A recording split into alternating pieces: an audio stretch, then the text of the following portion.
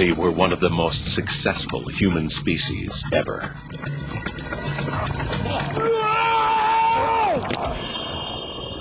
Then, 35,000 years ago, they faced the ultimate challenge.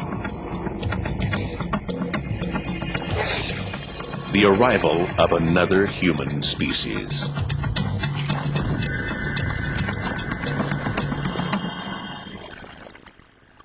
This is the story of the last time two different species of human shared this planet. Only one of them would survive.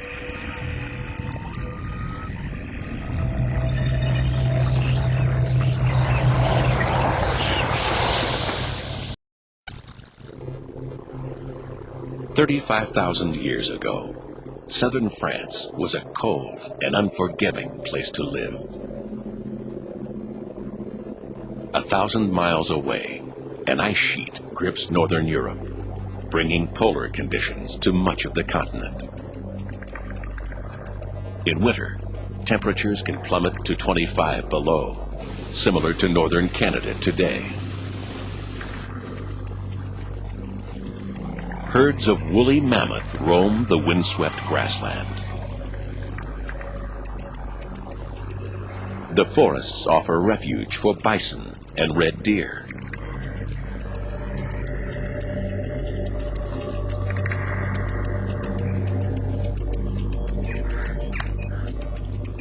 And limestone caves provide shelter for the people of this valley.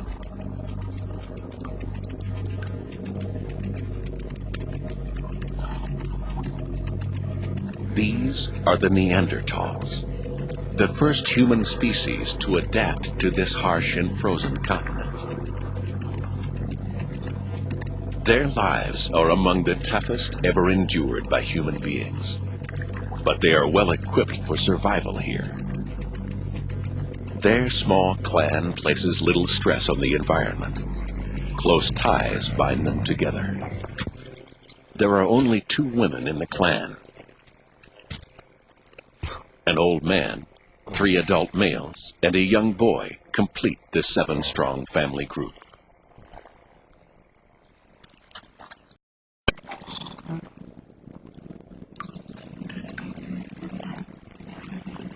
The cave is the center of their world. Within its walls, they sleep, eat, butcher meat, and even defecate. The discarded waste that littered the floors of Neanderthal caves became buried and then, over time, fossilized.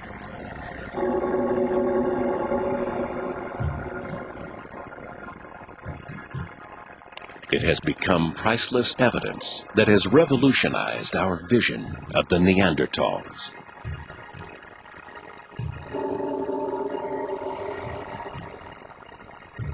Far from the ape-like and brutish characters of popular myth, we now know they were a strong, intelligent, and highly adapted species.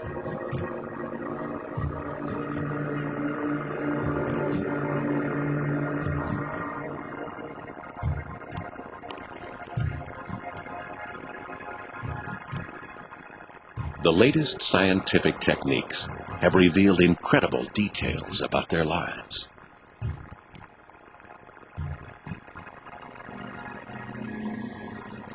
Fossilized feces can tell us what they ate.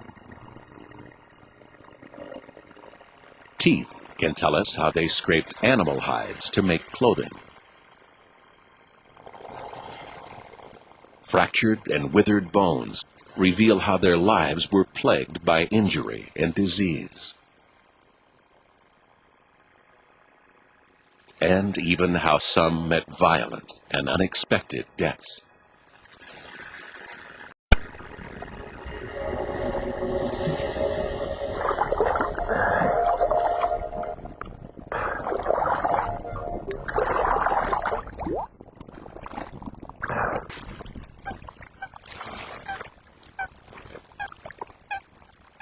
Two generations divide the old man and the young boy. But they have one thing in common. In this harsh climate, they are the most vulnerable. Childhood is the most dangerous time. Nearly half of Neanderthal fossil record consists of children under the age of 11. Malcolm!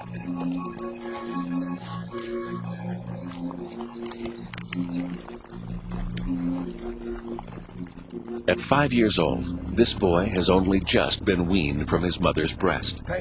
Yet his brain is the size of a modern-day adult. His physical skills are advanced.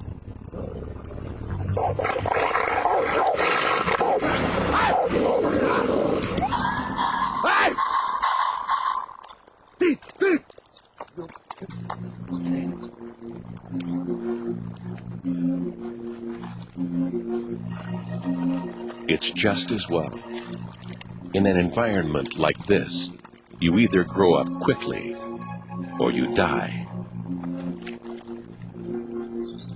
For the oldest member of the clan, life is no less precarious.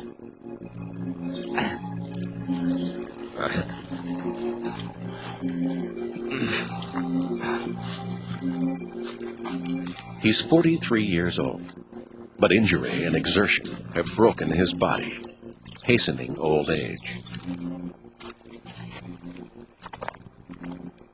Already, he's living on borrowed time. 4 out of 5 Neanderthals never get to see their 40th birthday.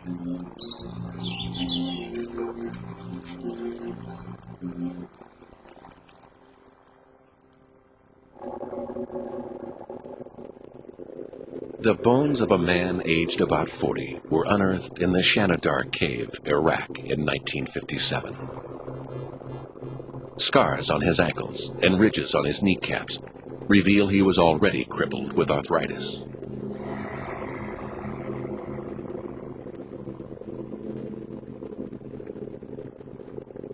He had multiple fractures to his upper right arm.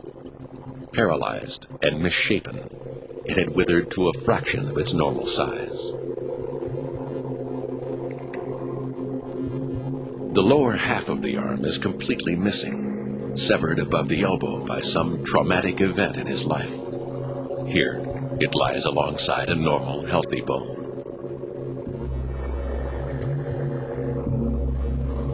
Close examination of his skull reveals the cause of these injuries.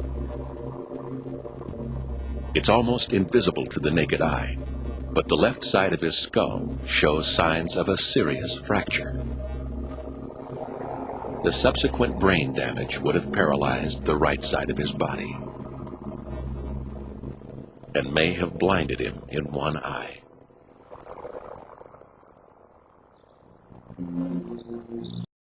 Neanderthals are a territorial species.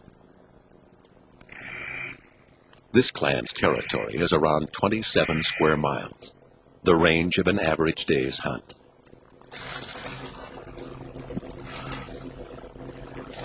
Some distance from the cave, the clan's 3 brothers have picked up the scent of prey.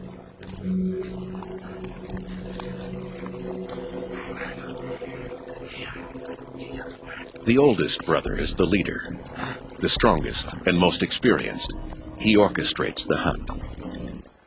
These deer are in their prime. Nutritionally, they're more valuable than older, sickly prey, but also much harder to catch.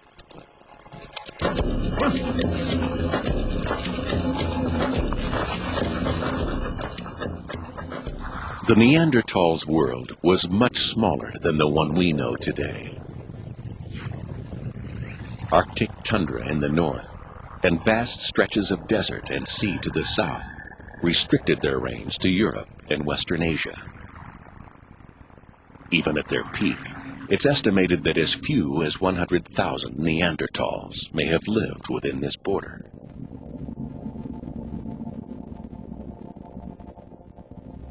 Bones and artifacts have been found as far south as Israel, in Uzbekistan and the Ukraine in the east, in Poland, Germany, and even Wales in the north, to Portugal in the far west.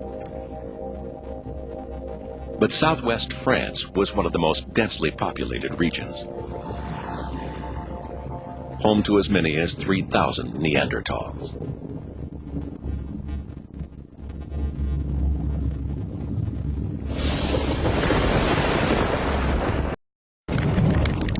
The hunt has not been successful. Darkness has fallen, and the men are stranded on the edge of their territory. If they are to survive a night away from their cave, they must make a fire.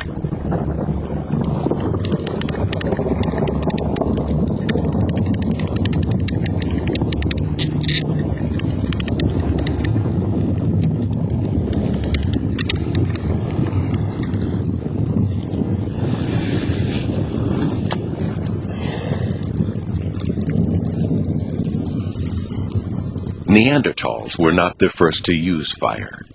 It had been known to humans for over 500,000 years. But their skill in harnessing it is key to their survival in this frozen continent. Fire provides warmth, of course. At night, temperatures can fall by 20 degrees. But in the open, fire is also their main means of protection.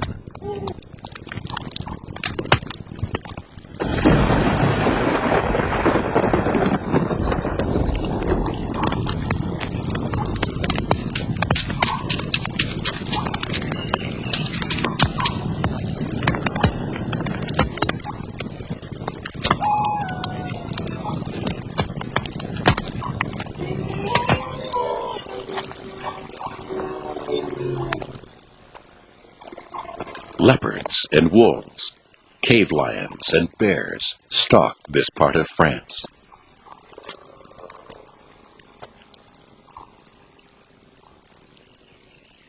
Neanderthals are not just the predators, they are also the prey.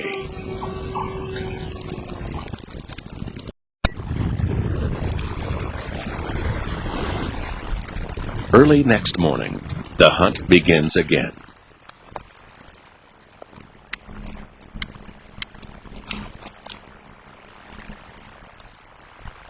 This time, their target is neither deer nor bison.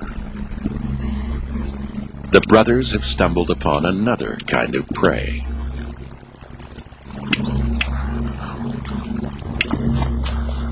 One more precious to the long-term survival of their clan.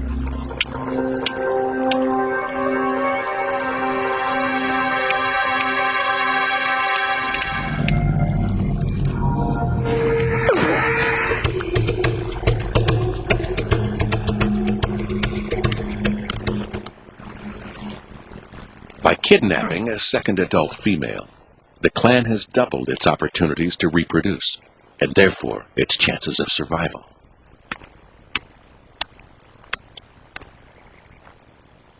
The fact that Neanderthals were territorial makes it likely they were male kin-bonded, organized around fathers, brothers, and sons.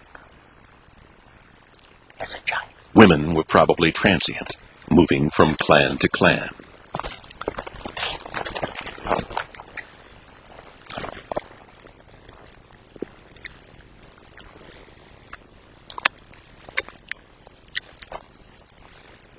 To have survived as long as they did, Neanderthals must have exchanged women.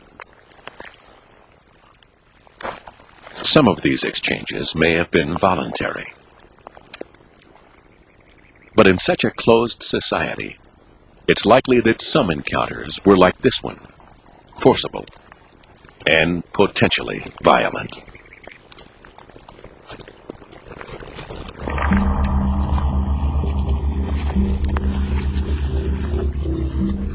The men returned to the cave after 3 days hunting. Aquí, este chaval.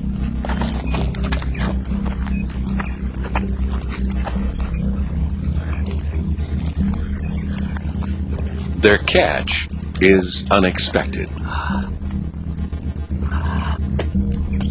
Margot. Margot.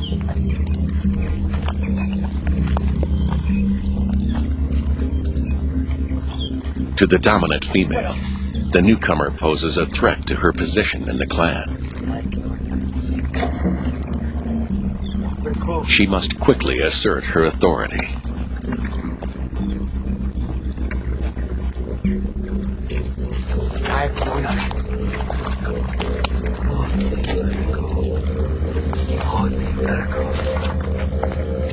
For the new arrival, this is likely to be a terrifying experience.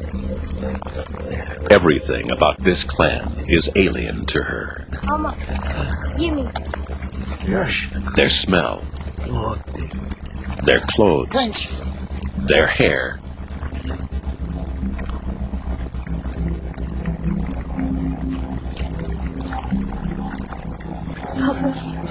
Even their language.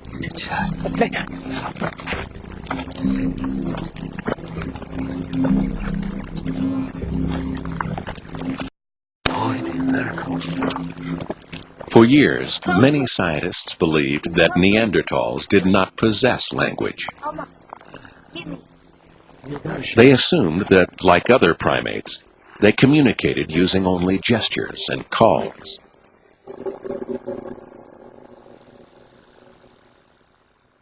Until quite recently, research on Neanderthal skulls supported this idea, suggesting that their mouth and throat were so different from ours that they probably couldn't speak as we do.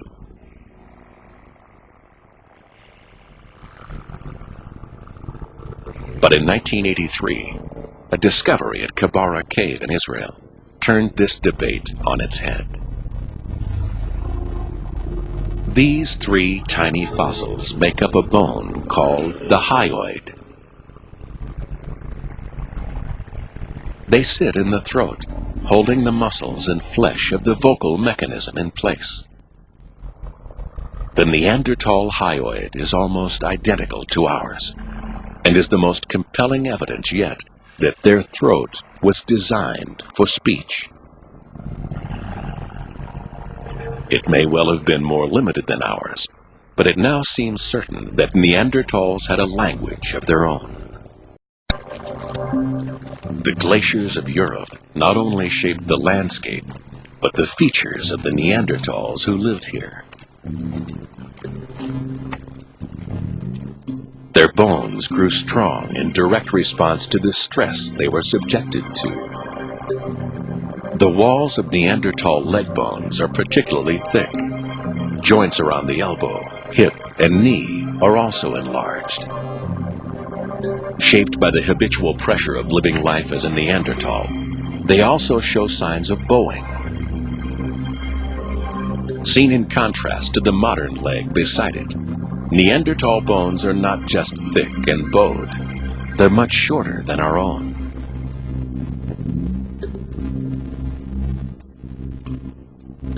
Short, heavy bodies reduce the skin's surface area, helping to maintain a high body temperature. Even their noses evolved to cope with the extreme cold weather.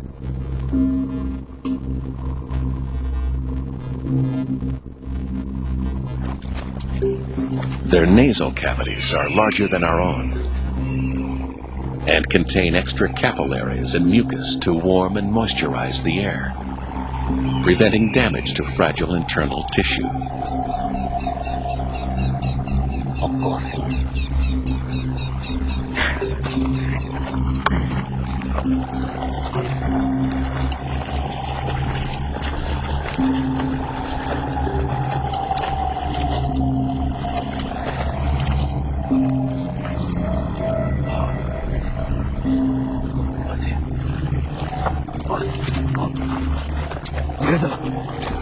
This combination of features makes Neanderthals the first human species specifically adapted to a cold climate.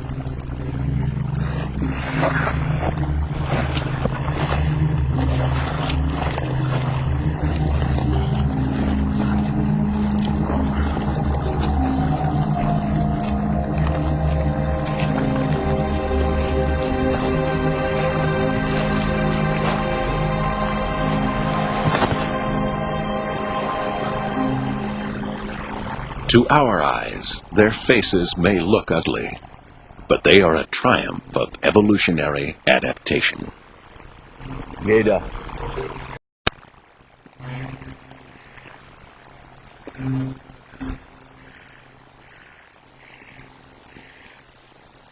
Now the Neanderthals face a threat for which evolution has not prepared them.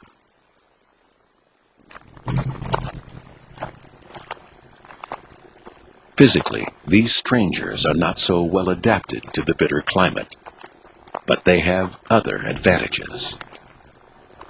They've evolved new ways of living together and new ways of thinking.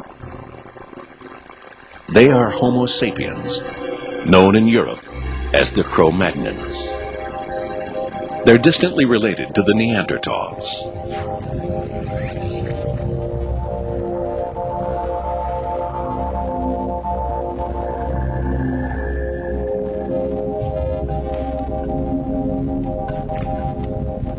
One and a half million years ago, a human species called Homo erectus emerged from Africa into Asia and later into Europe. Over thousands of years, deserts, glaciers, and vast inland seas isolated the species. In the cold, harsh conditions of northern Europe, a new cold-adapted species evolved, the Neanderthals. Meanwhile, in subtropical Africa, a warm-adapted species evolved. 100,000 years ago, they expanded as far as the Middle East. 45,000 years ago, the weather turned warmer, opening up a route into Europe. And so, 10,000 years after they set out from the Middle East, the Cromagnons arrived in southern France. For now, their numbers are small. This advance party is scouting for new territory. These fertile river valleys in the south of France are perfect, except for one thing. This is the stronghold of the Neanderthals.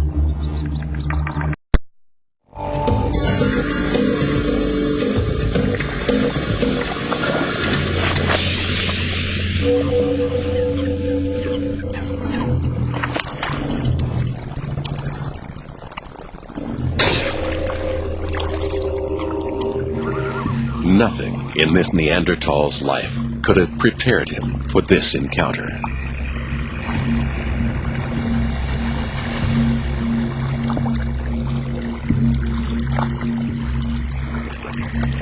The stranger doesn't just look different. He thinks and acts in ways which are quite alien to a Neanderthal. He is a new species of humanity.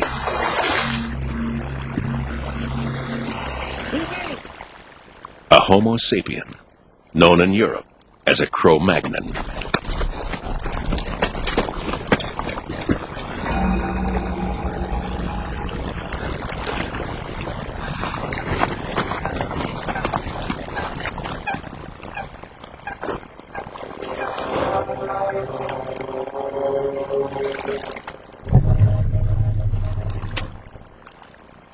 Seeing is one thing. Comprehending is another.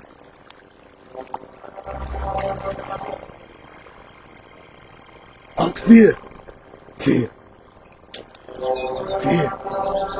Angst. Angst 4. 1. 1. We can't know exactly how Neanderthals reacted to their first sight of Cromagnons.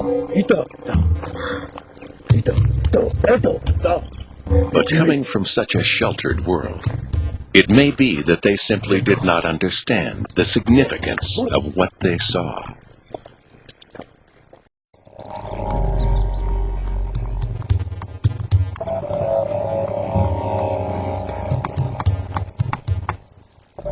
For now, what preoccupies the clan is the onset of winter.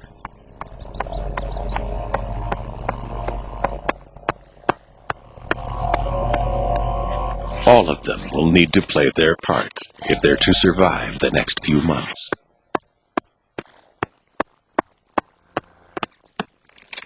This hazel branch will make an excellent spear. Within the clan, tool-making skills and knowledge are passed down from one generation to the next. There are subtle differences between the tools used by this clan and Neanderthals elsewhere in Europe. Proof that clans rarely interacted.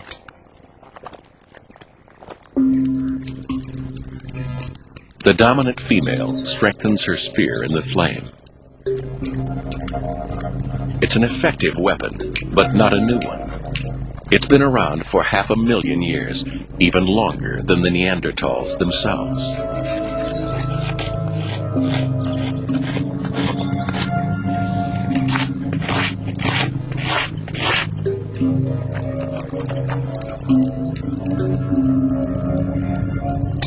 The isolated existence of clans had a direct effect on their development.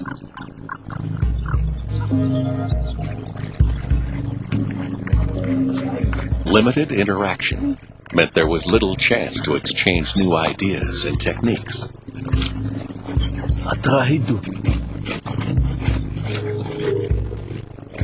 The result was that Neanderthal tools changed little in 250,000 years.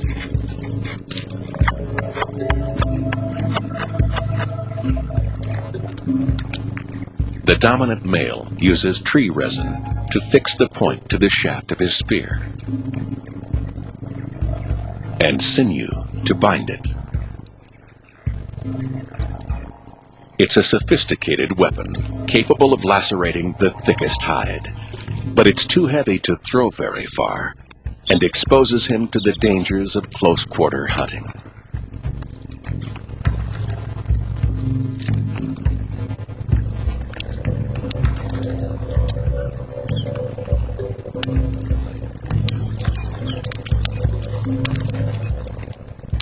Were Neanderthals capable of innovation? Did they have the cognitive skills to develop new ways of doing things? Buried in the archaeological record is tantalizing evidence that they did. 35,000 years ago, a remarkable transformation took place. Neanderthal tool-making techniques began to change. As well as stone, they started to use antler, bone, and even teeth. For the first time, they began to make not just tools, but decorative items like jewelry. Some scientists believe that this is evidence of a revolution in their thinking. But it may be too convenient that this great leap forward coincided with the arrival of the Cromagnons.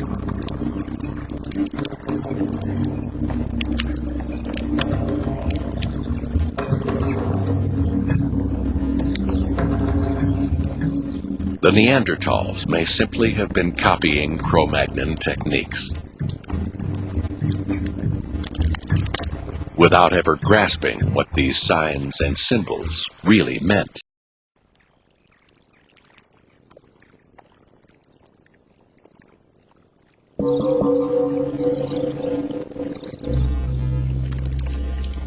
The Cromagnons possessed a weapon more powerful than anything the Neanderthals had devised. A brain which, while no bigger than a Neanderthal's brain, was capable of new ways of thinking.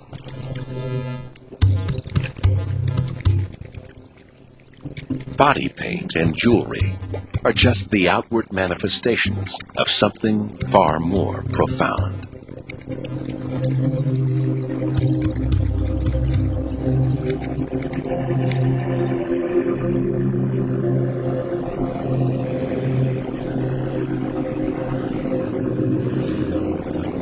Winter has arrived. Red deer have migrated south in search of warmer weather. The balance between the food supply and the needs of the clan is delicate at the best of times.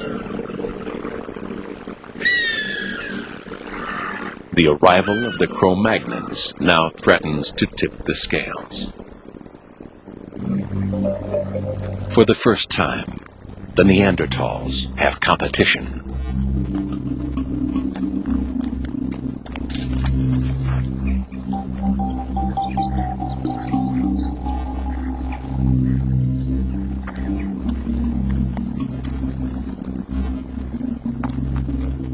The Cromagnons have different strategies for survival.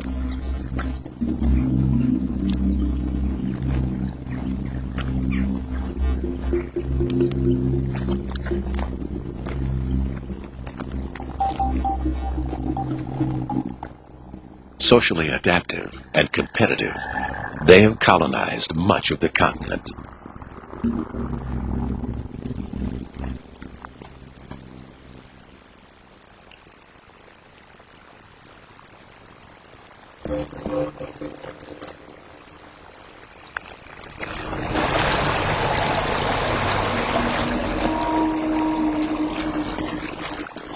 Small and self-sufficient, the clan is unlikely to seek confrontation with the Cromagnons.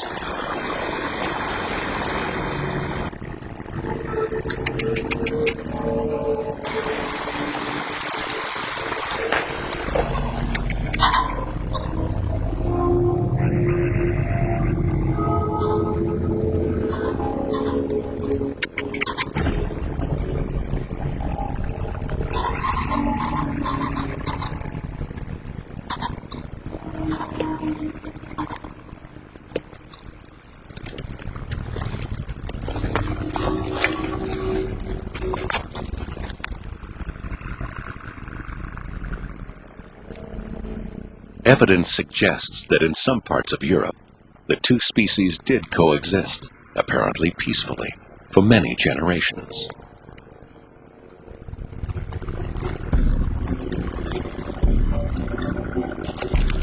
However, in this part of France, the shift from Neanderthal to Cro-Magnon settlements was much more dramatic.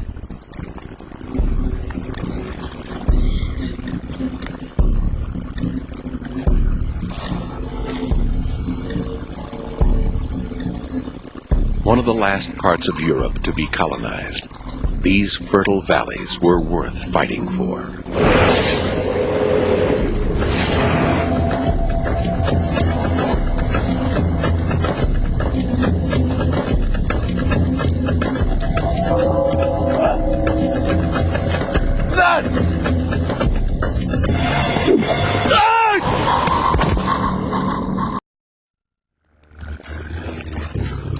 With their leader dead, the dominant role now falls to his younger brother. He faces a tough choice. To remain in the cave and risk further confrontation with the Cromagnons, or to leave behind the center of the only world they've ever known.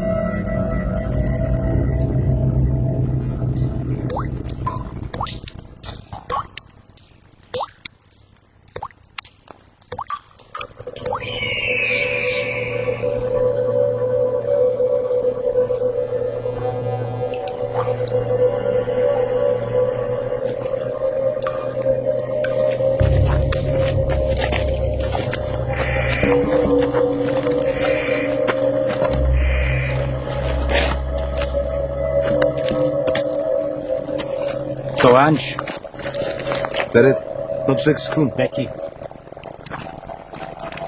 The Cromagnons take over the deserted cave. They'll use it as a temporary settlement until the rest of their group arrives.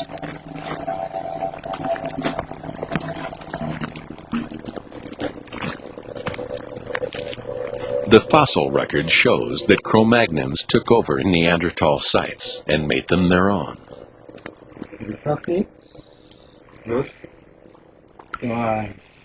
Now, modern man has arrived. For the Neanderthals, there is no way back.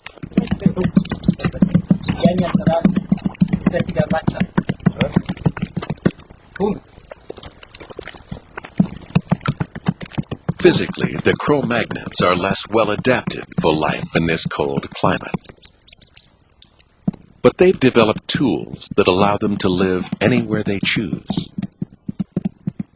Harpoons to kill fish when supplies of red meat dwindle. Needles made of bone to tailor clothes. นี่เป็นแกงไก่ But their most powerful tool is language. เก๊ก Unlike the Neanderthals, the language of the Cromagnons is rich and more complex. ยุงเป็นที่มีการ It's the trigger for art and culture. It allows individuals to form much larger social groups and to trade goods and form alliances in times of need. These new ways of living had devastating consequences for the Neanderthals. At their peak around 50,000 years ago, an estimated 100,000 Neanderthals lived within this border. But the spread of modern man from Africa and the Middle East was relentless. In groups of up to 100 individuals, the Cromagnons colonized Europe's prime locations, monopolizing resources. The Neanderthals were forced out of their valleys, onto the inhospitable mountain plateaus of Croatia and the Crimea, and west onto the rocky coastlines of Portugal, Spain, and France. By 35,000 years ago, their numbers had dwindled to a few thousand.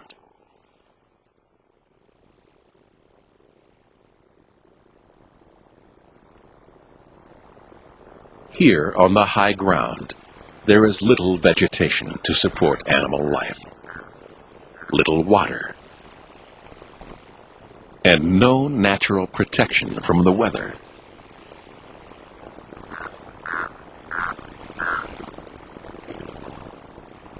With wind chill, temperatures can be 30 degrees colder than in the river valleys below.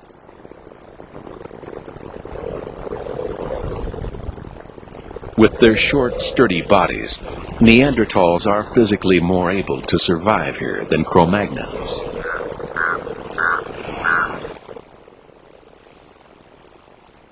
But nothing in their evolutionary past has prepared them for this impoverished existence.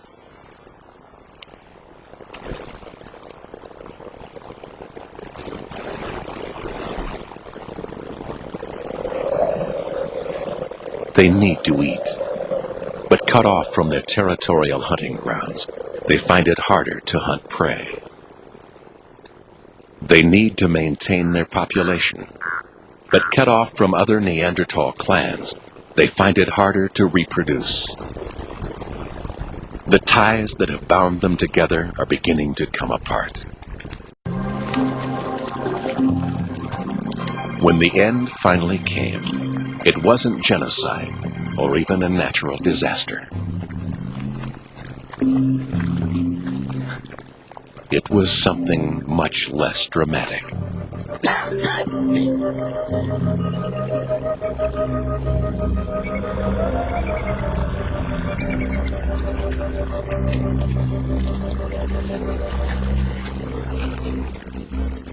Neanderthals were simply outcompeted by a species which came up with better strategies for survival.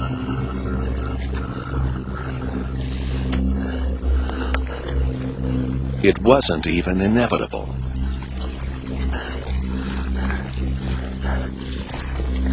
Had Neanderthal birth rates been only 2% higher, or their mortality rates 2% lower, they might not have become extinct at all.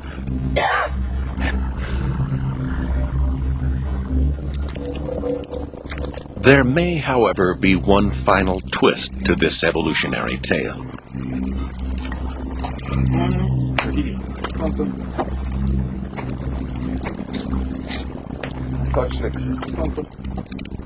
Physically and culturally, the Neanderthals and Cromagnons were worlds apart. two separate species, but both human and motivated by the same needs and desires.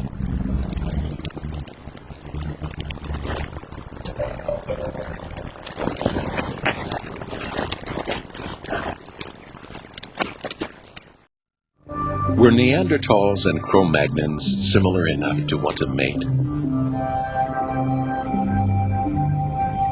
And even if they did, were their genes similar enough for a child to be the result? We'll probably never know.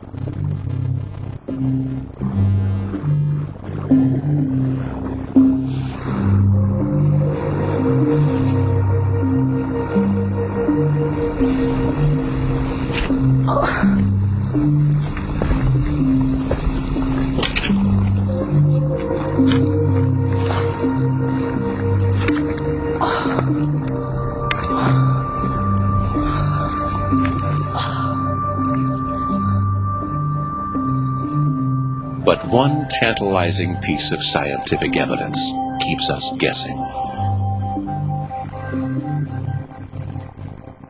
In 1998, in Portugal's Lapido Valley, archaeologists unearthed the remains of a 4-year-old child.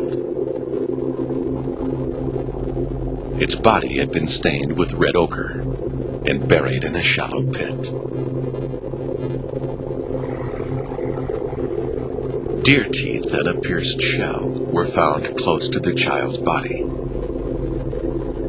Small front teeth and the pointed chin seemed to confirm that this was a Cromagnon child. But the rest of the skeleton tells a different story.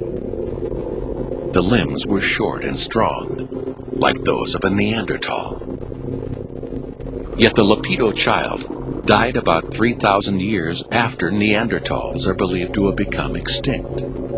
Could this child be a hybrid, half Cro-Magnon and half Neanderthal? Scientists are still undecided.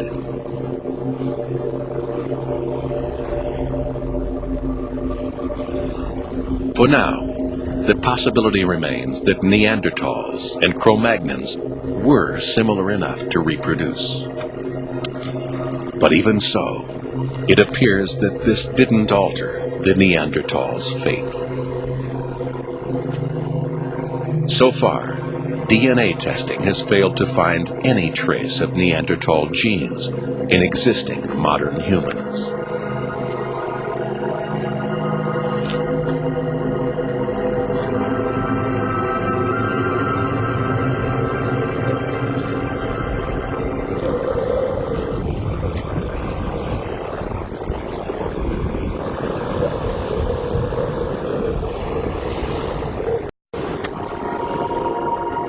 Around 30,000 years ago, in the remote outposts of southern Spain and Croatia, the last Neanderthals died,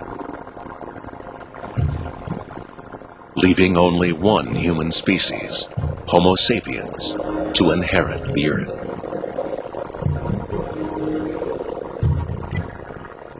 We've outlived the Neanderthals by less than 30,000 years. They survived 250,000 years, enduring the harshest climate the world has ever known. And yet, when the time came, like so many species before them, the Neanderthals too became extinct. Our staying power has yet to be tested.